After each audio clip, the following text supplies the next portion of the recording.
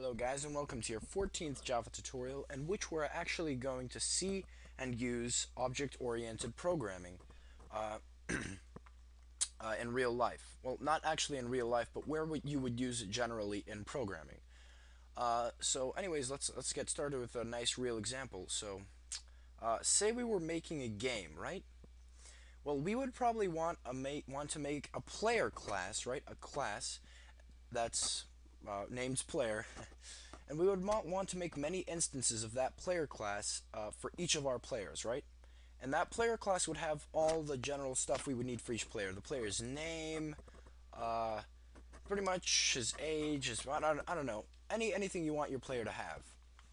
And anyways, that's what we're going to be doing in this tutorial. We're going to be creating a player class, and we're going to kind of be just looking over the process of creating a class and how we can use a class in our program. And this is actually going to be a precursor to our next tutorial, in which we're going to be going over something a little bit more interesting and advanced. But right now, let's just go ahead and open our YouTube project, right-click our source folder, hit New, and Class. Alright, so here we have our class. Let's name it Player. There we go. Nice and simple. Alright, and it should be appearing right here. Alright, public class player, everything is nice and simple.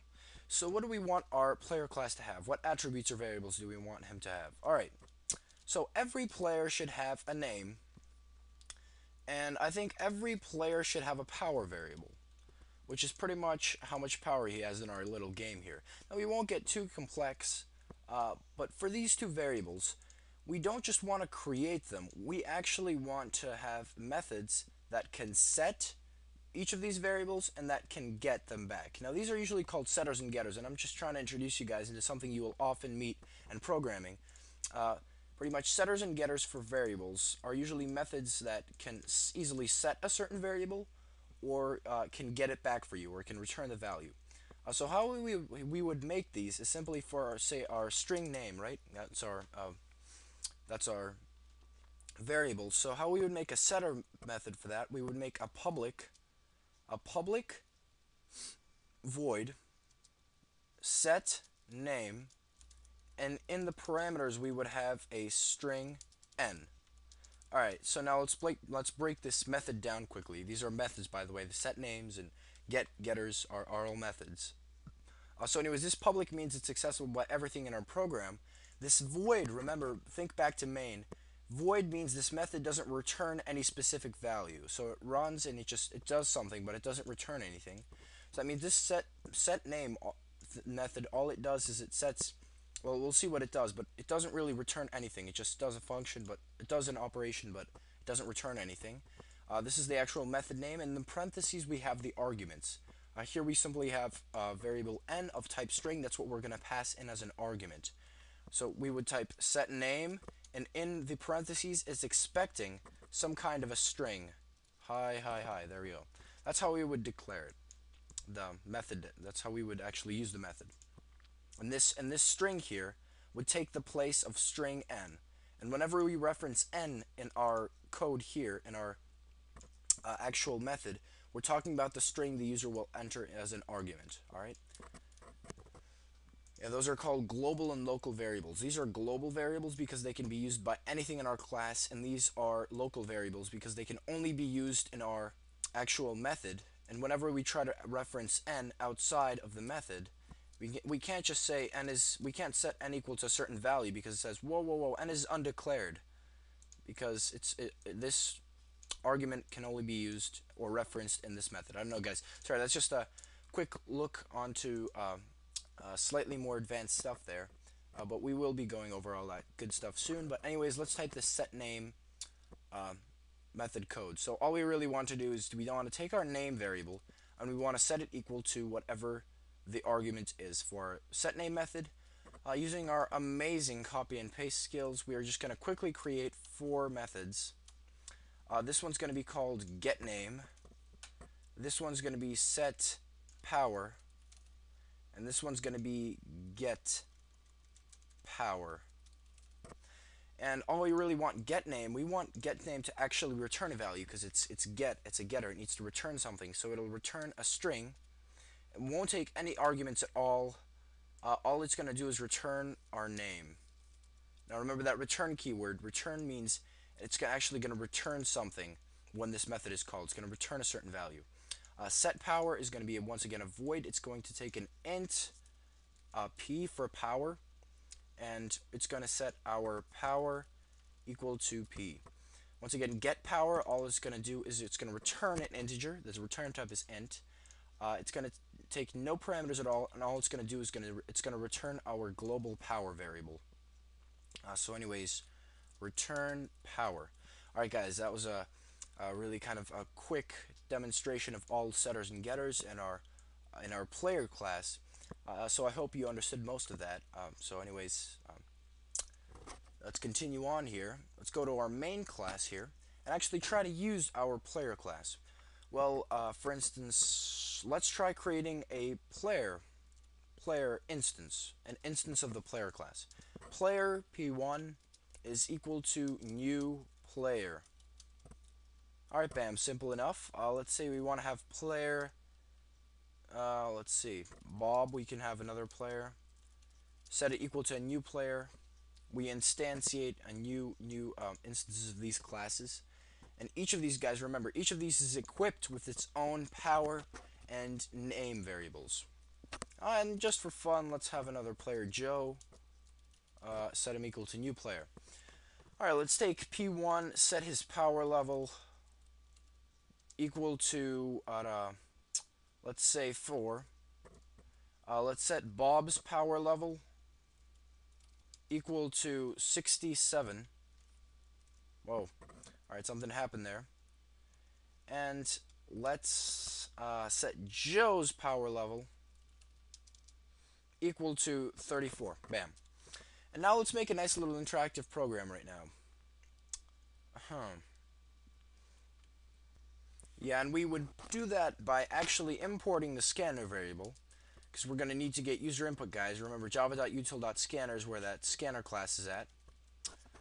And we can create a variable myscan, once again using our scanner variable. Ugh. Set it equal to a new scanner. Ugh, gosh, I'm sorry. Not typing very well today. And with parameters of system.in, meaning it scans stuff in from our keyboard. And once again, we're seeing similarities between the way we create player objects and the way we create scanner objects. This is because both of these are a class and all these are instances of classes. So anyways, with our now awesome scanner variable, let's, I don't know, prompt Bob. No, actually, let's prompt P1. Let's say system.out.println. Let's say p1.getName. We're getting the name of our first player, p1. And before that, let's actually let him set his own name. What about that? What about that? So, I don't know. Maybe this is kind of pointless doing all this stuff, but I think it's good practice. Just kind of, you know, reviewing material. P1. Set your name.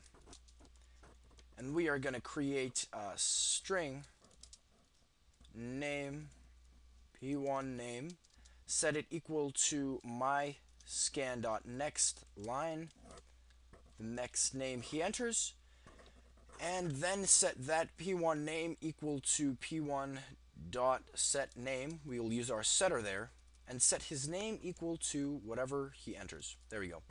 So p1 dot get name plus do you want, no, we'll let him change your power level. There we go. It is now a lowly 4. There we go. Or a lowly p1 dot get power.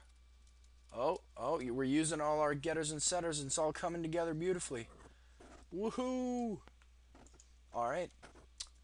So what do we want to do? We want to get his p1 new power, and we want to set it equal to myscan.nextInt. Ugh. Bam, put parentheses over that thing. and then take p1 dot set power. All right, set his power level to be whatever he wants it to be, or p1 new power.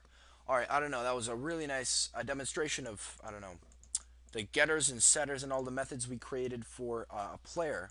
We've only done it for P1, but that just kind of gives you guys a feel of what we've created with our player class. Now let's see if it actually runs when we hit the play button. Let's hit OK there, and P1 set your name. Isai.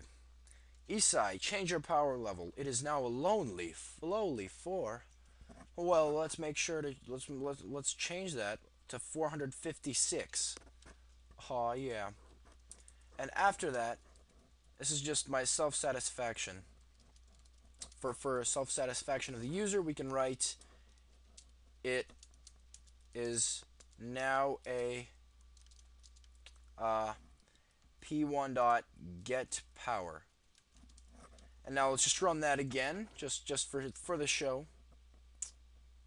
Okay.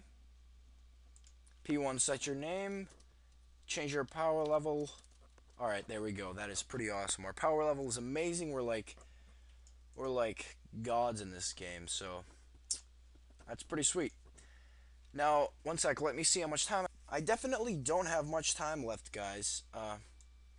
But anyways, let me just quickly run over this code. I mean, just for you guys to get a feel for what's going on here. So we're creating a public class player with the variables of name, which is a string, and integer, which is a power. We're creating getters and setters for each of these. Whoa, sorry. So we'll actually be able to get and set these through the methods that we can access for each of our player instances. This one, all it does, it doesn't return anything. It takes an argument of string n, sets that equal to the name variable of the class or the instance of a class. Get, all it does is return the variable of the class, as you can see by the return type, and both of these interesting cases. And now that we've done that, we can go over to our main class. We've created 3 objects of the player class, imported our MyScan variables, set their power levels, and we've kind of interacted with P1. We let him enter his name, and using the set name method, we actually set his name directly to the actual the instances. This is an instance of a class. It has its own set of variables, and we've set that variable using our set name method. Then we've used the get name method to reference the stored name, the name that is already stored from this part. We've used get name to reference that, and we've kind of printed a nice interactive message, and we've got his power using the get power method. And as you can see, this get power method returns different values in this case and this case. This is because the code right here lets the user enter a new power level and changes the preset power level in P1 to whatever he enters, and then it prints it out again, referencing the power level that he entered again right now. Because you see it changes. It's a property of this class. Once it changes, this get power method always references the variable that we've already changed, so thus the power level changes. I'm sorry guys, I'm being a little too wordy today, but anyways, thanks for watching. I hope you've got most of this stuff. So anyways, thanks again guys, and peace.